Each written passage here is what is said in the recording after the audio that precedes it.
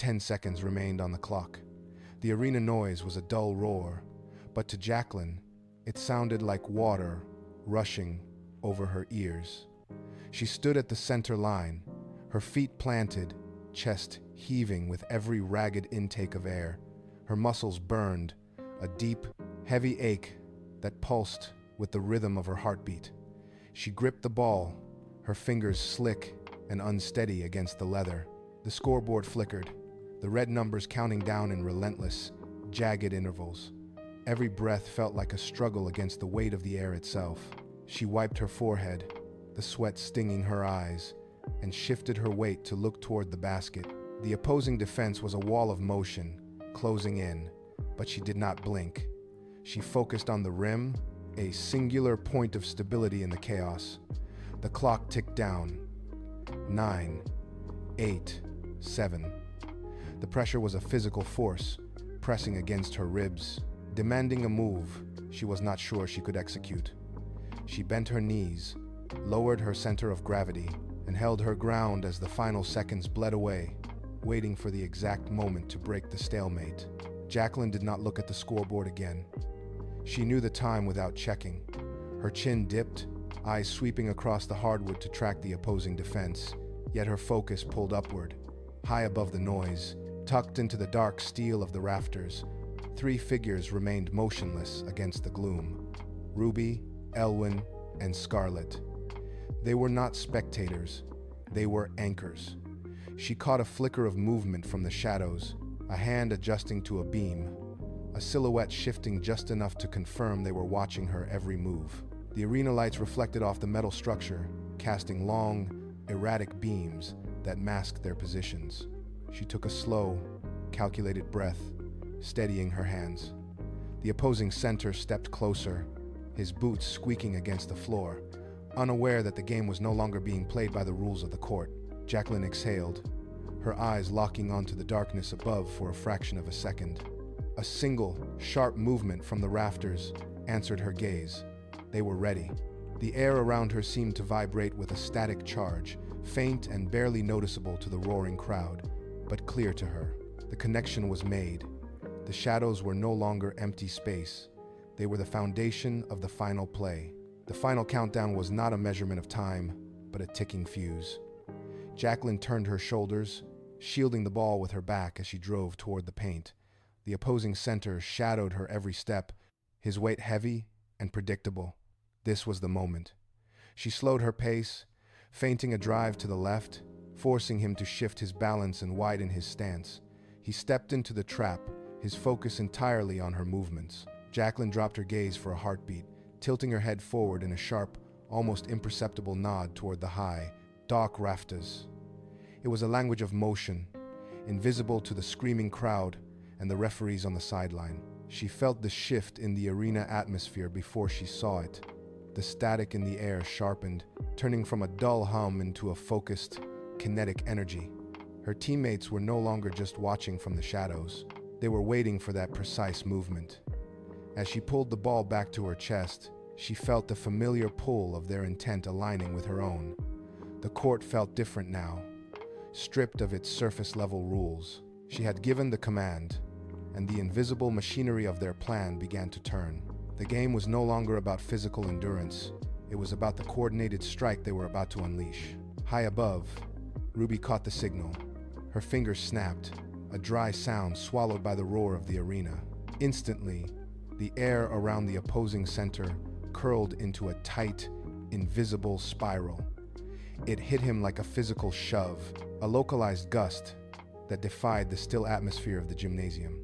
He stumbled, his lead foot catching on the hardwood, his arms windmilling to regain a balance that was no longer his to command. The center of gravity he had relied on for the entire game disintegrated in a fraction of a second. He lurched sideways, his shoulder dipping, leaving a gap in the defense wide enough for a truck to pass through. Jacqueline did not hesitate. She saw the stumble, saw the panic in his widening eyes, and exploded forward. She pushed off her back foot, the floorboards beneath her vibrating with the sudden exertion. She cut past him before he could even plant his heels again. The defender reached out, his fingers brushing empty air, his momentum dragging him further off course. She had the lane, She had the rhythm. She moved toward the rim with the clarity of a predator closing in on a kill, the path ahead suddenly clear of any opposition. The game was no longer a contest of skill. It was a sequence of calculated, impossible outcomes. Jacqueline left the floor, her body rising in a long, controlled arc toward the rim. The world slowed down. At the apex of her leap, she released the ball. It climbed higher than a normal shot, arching with a heavy, deliberate spin. High in the rafters, Elwyn focused his intent. The air around the ball rippled, and gravity bent. The sphere did not follow a natural parabolic path. Instead, it hesitated in midair, then accelerated, pulled toward the iron ring by an unseen, precise force. It was a trajectory that defied every law of the game. The ball tucked into the cylinder with a clean, sharp snap that echoed through the sudden silence of the court. It did not bounce. It did not rattle. It dropped straight through the center of the net, held by the artificial downward pull of gravity. The buzzer blared, a harsh, electric scream that finally broke the tension of the final seconds. The sound wave hit the crowd, and the stands erupted in a chaotic roar. Jacqueline landed, her knees absorbing the impact, her eyes fixed on the ball as it tumbled to the floor. The impossible had just become the final score, and for a fleeting moment, the outcome felt absolute. The final vibrations of the buzzer died away, replaced instantly by the deafening, rhythmic thunder of feet hitting the bleachers. The arena transformed into a swirling sea of movement and sound. Jacqueline stood near the baseline, her chest heaving, the sweat cooling on her skin as the reality of the win settled in. Fans flooded the court, a chaotic surge of bodies that threatened to sweep the players off their feet. She caught Ruby's eye in the stands. A sharp, knowing nod passed between them, hidden from the cheering masses. Elwyn and Scarlet pushed through the throng, their faces flushed with the adrenaline of the successful manifestation. They converged near the bench, a tight, protective circle in the middle of the madness. For these few seconds, the victory felt pure, untainted by the weight of their hidden lives. They slapped hands, shoulders bumping, the physical contact grounding them as the scoreboard flashed the final winning tally. The victory felt absolute. Yet, as Jacqueline looked toward the tunnel, the euphoria began to thin. The noise of the crowd seemed to stretch and distort, the cheers becoming a distant, muffled hum. She felt the sudden, sharp prickle of being watched, a sensation that cut through the noise. The peak of the triumph was sharp, but it was already beginning to fade, leaving room for the cold reality waiting in the shadows. The locker room door swung shut, muffling the distant, rhythmic chanting of the crowd. Inside, the air was thick with the scent of floor wax and sweat. Jacqueline leaned against the metal lockers, letting out a long, shaky breath, while Ruby and Scarlet traded high fives, their laughter echoing against the tiled walls. They were safe here, tucked away from the prying eyes of the arena. Elwyn began gathering their bags, his movements efficient and calm. Then, the heavy steel handle turned. It did not knock. It simply pushed inward with a slow, deliberate force. The door clicked open, and the laughter died. The coach stepped into the room, his boots striking the floor with a rhythmic, measured cadence that cut through the silence. He did not smile. His lips were pressed into a thin, tight line, and his gaze moved across the room, weighing each of them with clinical detachment. He stopped near the center bench, his posture rigid. The temperature in the room seemed to drop. The celebratory energy that had followed them from the court evaporated, replaced by a sudden, sharp stillness. He stood there for a long moment, the silence stretching until it felt brittle, his eyes fixed on Jacqueline. He did not need to speak. The weight of his presence was enough to dismantle their victory, turning the small room into a cage. The coach reached into the side of his bag and pulled out a thick, gray folder. He did not toss it. He placed it on the wooden bench with a heavy, final thud. The sound echoed off the lockers, sharp and intrusive. He slid the folder toward the center of the room. Jacqueline stepped forward, her hand hovering over the edge of the folder, but she hesitated. The coach tilted his head, a silent invitation to look. She flipped the cover back. The first image was blurry, but the motion was unmistakable. Ruby flicking her wrist, the air distorting in a visible swirl of pressure. The next photo caught Elwyn mid-air, the ball suspended in an impossible trajectory that defied local gravity. Every page contained a frame-by-frame breakdown of their practice sessions. There were no faces of strangers, only the girls, isolated and exposed in the act of manipulating the environment. Jacqueline felt the air leave her lungs. She looked up at the coach, but he remained still, his expression fixed in that same cold, calculated sneer. He had been watching them for weeks, documenting every flicker of power, every breach of the natural order. The realization hit them like a physical blow. Their sanctuary was gone. They were not just athletes anymore, they were targets. The room felt smaller, the walls closing in as the evidence of their secret life lay spread out before them, undeniable and incriminating. The coach tapped his finger against the folder, the sound rhythmic and grating. He did not ask for their reaction. He dictated their future. He spoke in a low, steady tone that carried across the cramped room. He wanted a cut, not just a portion of their tournament prize money, but a steady stream of their future earnings. He made it clear that their talents were now his greatest asset. If they refused, the photos would reach the authorities by morning. He leaned in, his voice dropping to a harsh whisper, detailing the exact consequences of exposure. He spoke of investigations, public scrutiny, and the permanent end of their lives as they knew them. Ruby stood motionless, her knuckles white as she gripped the edge of the bench. Scarlett looked away, staring at the floor, while Elwyn remained unnervingly still. The coach watched them, gauging their desperation like a merchant appraising goods. He did not see teammates, he saw a resource to be harvested. Every word he spoke tightened the invisible leash around them. They were no longer playing for the game or for each other. They were playing to keep their existence hidden from a world that would never understand. The coach straightened his posture, waiting for a nod of compliance that he knew was inevitable. The leverage was absolute. The coach continued to wait, his eyes fixed on the girls with an expectant, predatory glimmer. He assumed their silence was compliance. He was wrong.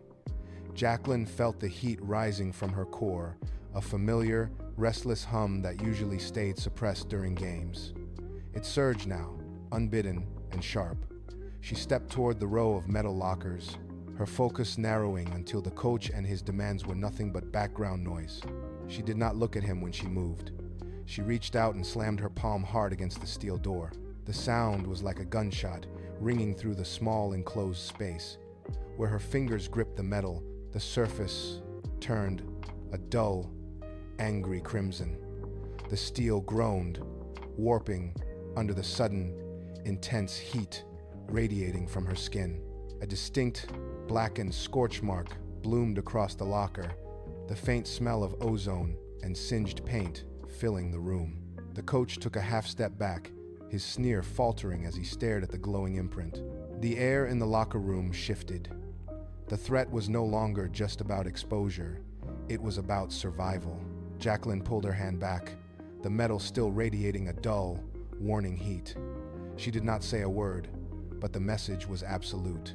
They were not going to be his puppets. They were a force he was entirely unprepared to control. They moved through the corridors with the precision of ghosts, leaving the school grounds before the echoes of the locker room could fade. No one spoke. The weight of the encounter pressed against them, a physical burden that made every step feel measured. They reached the basement entrance, the rusted key turning with a familiar, mechanical click that usually brought relief. Tonight, it only signaled another layer of confinement. Inside, the sanctuary was exactly as they had left it, yet the air felt stagnant and thin. Jacqueline paced the perimeter, checking the heavy iron bolts on the door twice. The room was designed for isolation, but the silence now felt like a predatory gaze. Shadows stretched across the floor, deeper and more jagged than before. Every creak of the floorboards, every distant hum of the building's pipes sounded like an intrusion. They stood in the center of the room, listening, waiting for a knock that would signal the end of their secrecy. The sanctuary had been their foundation, a place where they could breathe, but the walls no longer offered protection. They were merely a cage. The realization settled over them, heavy and cold. They were not hidden, they were simply waiting for the inevitable to find them. Ruby could not stand still. She paced the length of the concrete floor, her boots scraping rhythmically against the stone. With every turn, the air around her hands rippled. Small, orange flickers of flame danced between her knuckles, hungry and uncontained. She jammed her hands into her pockets, but the light bled through the fabric, casting long, jumping shadows against the wall. The temperature in the room climbed. Scarlett stood by the workstation, her eyes glued to the scrolling data on the monitors. She did not look up, even when a sudden burst of sparks showered from Ruby's fingertips and hissed against the metal frame of the desk. The equipment hummed, the monitors distorting with static every time the energy surged. Scarlett reached out, her own fingers tracing the edge of the console, trying to ground the shifting currents with steady, deliberate movements. The air felt charged, thick with the smell of scorched air and ozone. Every time Ruby spun around, the overhead lights pulsed and dimmed in sympathy with her agitation. They were leaking energy like a broken pipe. The walls were no longer keeping the world out. They were struggling to contain the pressure building from within. If they did not find a way to dampen the output, the entire room would ignite. Scarlett tapped the glass. A map of the world bloomed across the monitor, covered in pulsing red coordinates. She zoomed in on a live feed from a secure facility in the capital. There, flanked by military advisors, stood Mr. President. He was not merely a political figure. He was an architect of a global campaign to harvest latent magical energy. Scarlett pulled up a file, highlighting a list of names. It was a registry of people just like them, marked for extraction. The room went silent. The threat was no longer localized to their school or their coach. It was an international dragnet, coordinated from the highest levels of power. Mr. President gestured toward a series of containment schematics on the wall behind him. His eyes, cold and fixed, stared directly into the camera lens, as if he were looking through the monitor at them. He was hunting the supernatural, and he had the resources of a nation to do it. Scarlett scrolled through the logs, revealing the frequency of his recent public appearances. Every location he visited coincided with reports of localized energy spikes. He was moving across the map, closing the distance. They were not just being watched, they were being cornered by an enemy who saw them as fuel for a larger, dangerous machine. The reality of their position set in. There was nowhere left to hide. Jacqueline moved to the window, pulling the heavy curtain back just a fraction of an inch. A black sedan sat idling at the edge of the parking lot, its headlights extinguished. It had been there for 3 hours. She let the fabric drop, but the image remained burned into her mind. They were not alone. Every shadow in the corner of the room now felt like a hidden camera lens. Elwyn began a sweep of the perimeter, his hands hovering inches from the walls, sensing for electronic pulses. He stopped abruptly near the ventilation shaft. A faint, high-pitched hum vibrated against the metal. He pulled a tiny, dark device from the grate, its blue light blinking with mechanical precision. It was not a coach's blackmail tool. It was military-grade surveillance. The air in their sanctuary turned stagnant. What had been a place of safety was now a glass box under a microscope. Scarlett shut down the main terminal, but the red standby lights on the wall sensors flickered to life, showing they were still active and linked to an external network. Ruby stood in the center of the floor, her shoulders tight, refusing to move. Every breath they took felt recorded. Every floorboard that creaked sounded like a signal sent to their enemies. They had retreated to find silence, but they had only walked deeper into the mouth of the trap. The walls were closing in, and they had nowhere left to run. Jacqueline looked at her hands. They were steady, yet the air around her fingertips rippled with uncontrolled static. She walked onto the court, the hardwood floor echoing beneath her steps, and picked up a basketball. It felt like a relic from a life she had already lost. For months, this court had been her sanctuary, a place where she could bury her true nature beneath the rhythm of the game. Now, every dribble felt like a lie. She pushed the ball toward the rim, but instead of the usual arc, it veered sharply to the left. caught in a gravitational drift she had not intended to trigger. She reached out to stop it, and a spark jumped from her skin, leaving a singe on the leather surface. She stood frozen, the ball rolling away into the dark bleachers. The mask was not just slipping, it was disintegrating. Every jump shot, every defensive stance, and every huddle was a performance that no longer fooled anyone, least of all herself. The weight of the deception pressed against her chest, making every breath a conscious effort. She looked toward the locker room door, then back at the empty court. The game had provided a structure for their existence, a framework to hide the power they could not contain. As the echoes of the ball died away, she understood the truth. They were running out of time, and the world they had carefully built was crumbling into dust. The silence in the sanctuary was absolute, heavy with the weight of their secrets. Jacqueline sat on the edge of the table, her gaze fixed on the flickering monitor. Beside her, Ruby was pacing, the rhythmic sound of her boots, the only movement in the room. Then, the atmosphere shifted. It did not fade, it snapped. The ambient heat of the room vanished in a heartbeat. A sudden, biting draft cut through the stagnant air, carrying the sharp, metallic tang of ozone and old ice. Jacqueline stood up, her breath hitching as a white plume of vapor bloomed in front of her face. The condensation on the window panes began to crystallize, spreading in jagged, geometric patterns that raced across the glass like spider webs. Elwyn reached out to touch the wall, but pulled his hand back instantly, his skin reddening from the extreme cold. Frost began to bloom along the metal legs of the table, creeping upward with a soft, crackling sound. The light in the room dimmed, the electric hum of the lamps dying as the temperature plummeted. They moved into a defensive circle, backs pressed together, staring into the corners of the room. The air was now so frigid it burned their lungs. Something was forcing its way into their space, an entity that did not belong to this world, turning their sanctuary into a tomb of ice. The frost stopped its rapid crawl, locking the room in a jagged, frozen grip. In the center of the table, the surface of the metal began to warp. The molecules of the alloy seemed to groan under an invisible, immense pressure, bending inward until a sharp, rhythmic pulsing started to resonate from the center of the wood. A single object tore through the reality of the room, materializing with a sound like grinding stone. It was a dragon scale. It measured the size of a human palm, but its presence felt infinite. The surface was not merely black.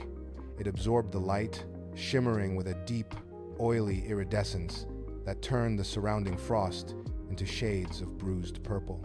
Ruby reached out, her fingers trembling, but pulled back as the scale emitted a low, subsonic thrum that vibrated in their marrow. The dark magic radiating from it was cold, ancient, and unmistakably familiar. It was a tether to the kingdoms they had abandoned, a silent, pulsing ultimatum. Jacqueline looked at the artifact, then at her companions. They had tried to bury their past under the noise of the game, but this scale proved the past had finally tracked them down.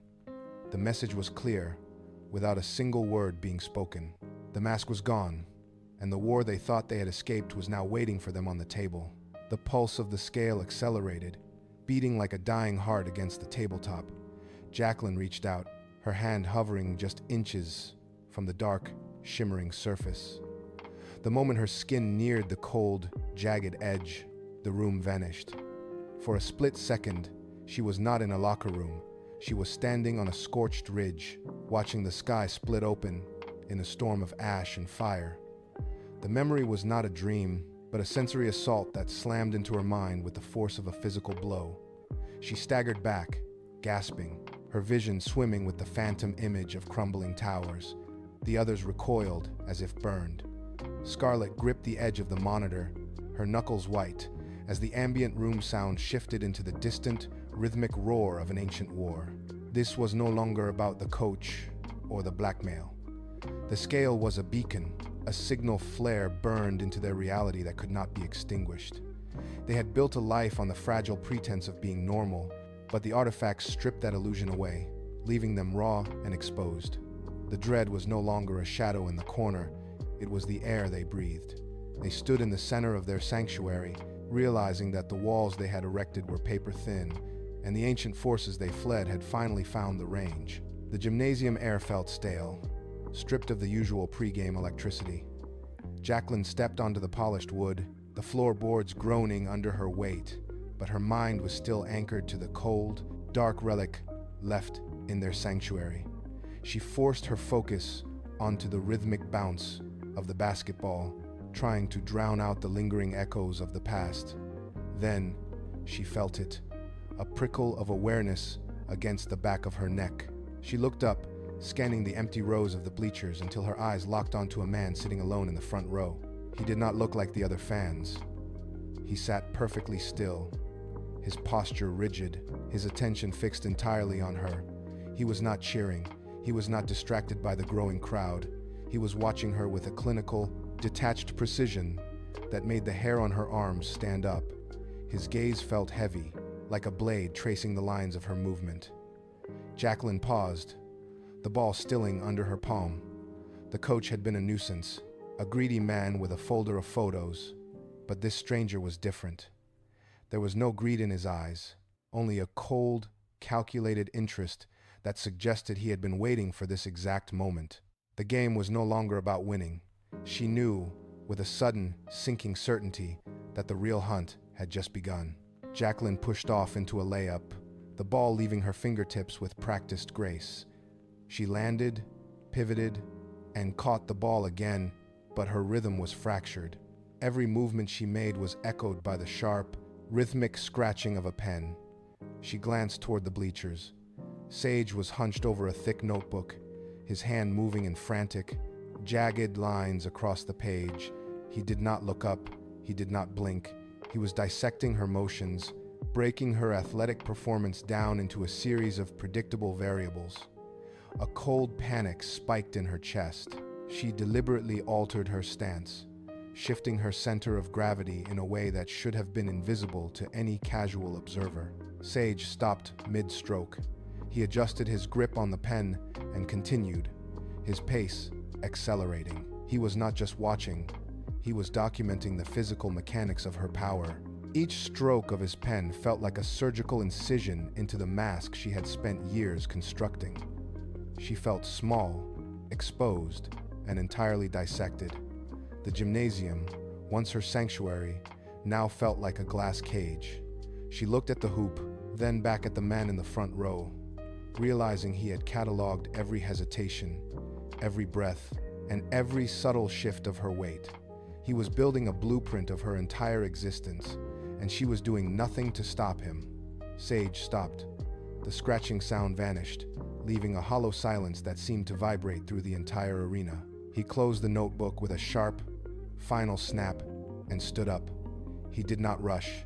He descended the bleachers with a deliberate, predatory slowness, stopping just feet from the court edge. His eyes were not human. They were cold, flat, and devoid of any warmth. He looked directly at Jacqueline, and for the first time, he spoke. The words were quiet, but they cut through the ambient noise of the gym like a scalpel. He listed them off: the fire that danced at her fingertips, the way Elwyn bent gravity to guide the ball, and the lingering, ancient scent of the dragon packs they had sworn to bury. Every secret she had fought to protect was now hanging in the air between them, stripped bare. Jacqueline felt the blood drain from her face. Her hands, usually steady, began to tremble. There was no room for denial, no way to mask the truth anymore. The facade was not just cracked, it had been dismantled piece by piece. She stood frozen, the basketball slipping from her numb grip and rolling aimlessly across the wood. The arena seemed to tilt. Her secret life, the sanctuary they had built, and the very foundation of their existence had been reduced to notes on a page. She was no longer an athlete. She was a target. Sage did not wait for her to recover. He flipped the notebook open to a page filled with charcoal sketches. They were not diagrams of basketball plays, but detailed, brutal illustrations of a burning city. Jacqueline stepped closer, her vision blurring as she recognized the spires of her ancestral home falling into shadow. The ink captured the exact moment the sky turned to ash, the very catastrophe her family had spent generations trying to forget. Sage traced a jagged line across the paper, his finger lingering on the depiction of a shattered throne. He explained the fall with a voice devoid of empathy, turning their deepest ancestral trauma into a clinical lecture. The gymnasium lights seemed to dim, replaced by the phantom glare of a kingdom engulfed in flames.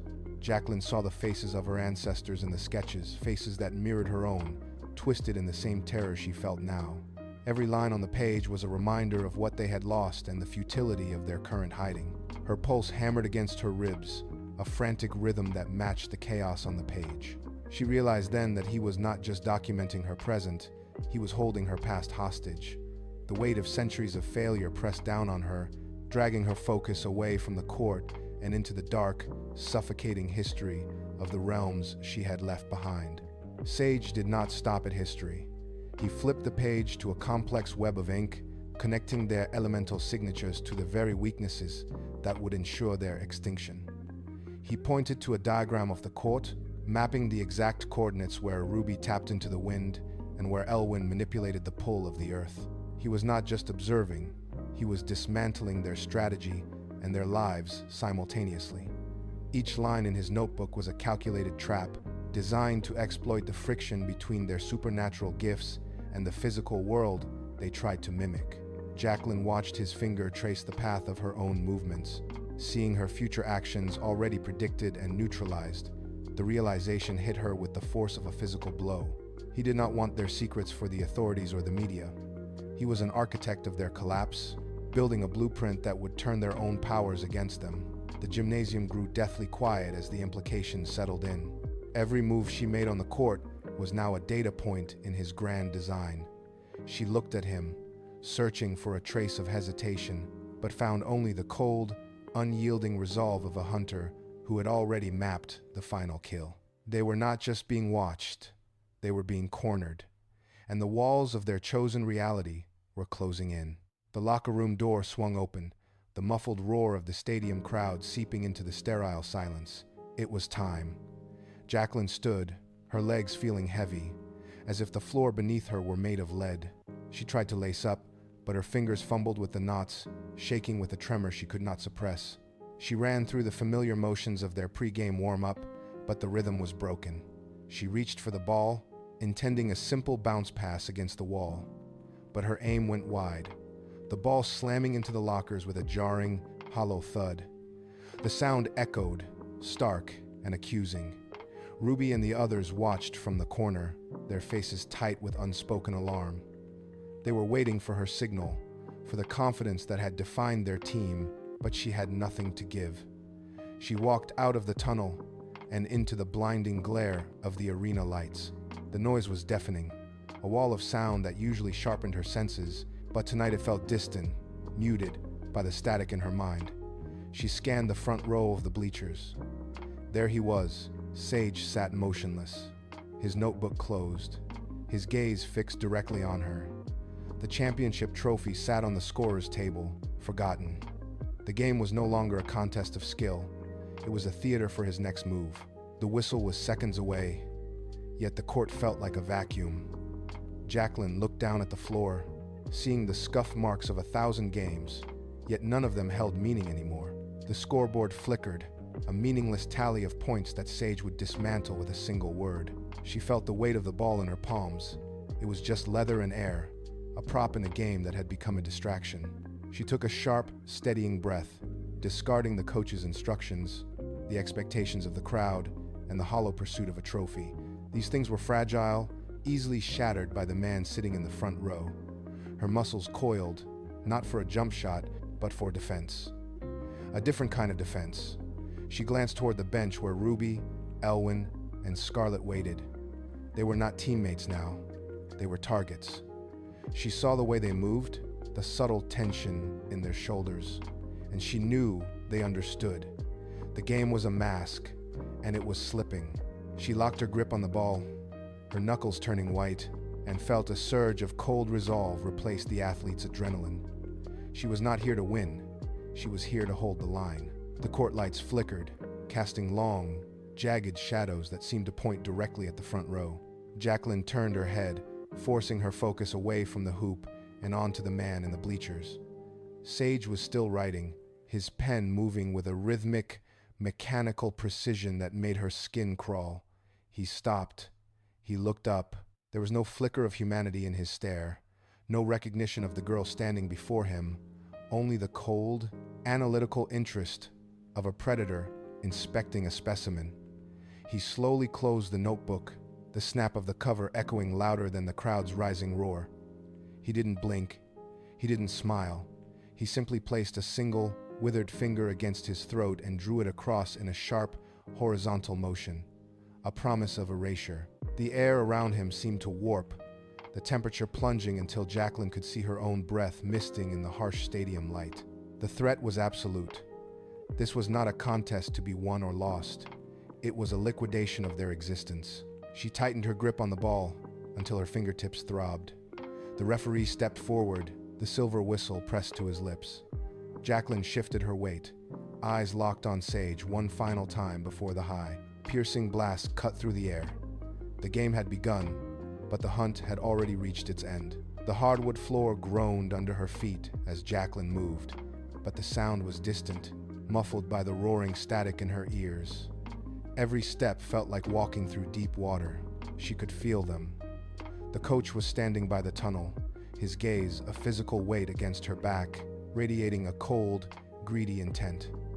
Above the high rafters, she sensed the invisible, creeping influence of the president, a net of surveillance tightening around the entire arena. And then there was Sage. He didn't need to move.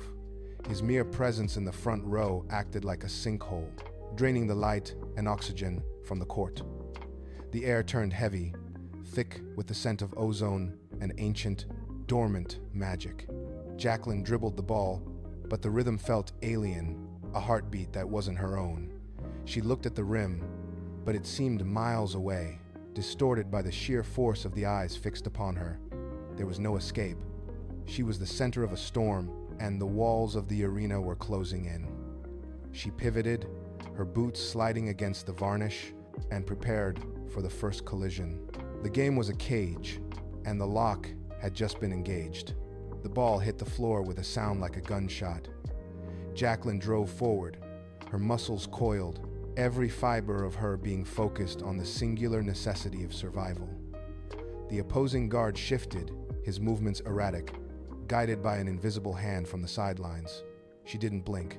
She pivoted on her heel, the wood screaming beneath her pressure, and surged toward the baseline. This was no longer about points or the clock. Every beat of her heart felt like a drum signaling for her people. She felt the gravity in the arena fluctuate, a subtle, sickening pull that tugged at her balance, but she pushed through the resistance, locking her focus onto the rim. She was not just playing for the victory, she was holding the line against an encroaching void. If she failed, the secret died, and with it, the sanctuary her family had built. She leaped, the air around her rushing cold and sharp. In the apex of her jump, she saw the entire architecture of her life laid bare: the court, the crowd, and the enemies watching from the shadows. She caught the ball, her fingers gripping the surface with white-knuckled intensity, and prepared to strike. To score was to persist. To lose was to vanish forever. She landed with a heavy thud, the hardwood splintering slightly under the sheer force of her impact. The ball rolled toward the sideline, but she did not chase it. Instead, she stood tall, her chest heaving, listening to the hum of power vibrating through the soles of her feet. From the corners of the court, the others emerged. Ruby walked with a steady, measured gait, the air around her fingers flickering with sparks that refused to die. Elwyn followed, his eyes fixed on the rafters, his presence acting like an anchor in the shifting gravity of the room. Scarlet moved to the opposite flank, scanning the bleachers with a precision that turned the arena into a tactical grid. They did not speak. They did not need to. They closed the gap, forming a tight, impenetrable knot at the center of the court. The air between them grew dense, charged with a static that made the hair on their arms stand up. Sage stood in the front row, his pen hovering over the page, but he stopped scribbling. The group stood as one, their combined energy rising like a tide. It was a silent, unbreakable wall. They were no longer just players on a court. They were a fortress of their own making, shielding the truth from the prying eyes that sought to shatter it. The shrill blast of the whistle cut through the tension like a blade.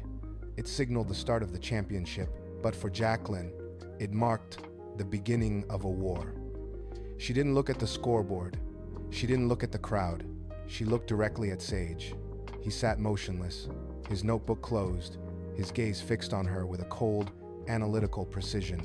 He was the architect of their ruin, and he was watching to see how they would break. Jacqueline did not break. She shifted her weight, her toes digging into the floorboards as she prepared to spring.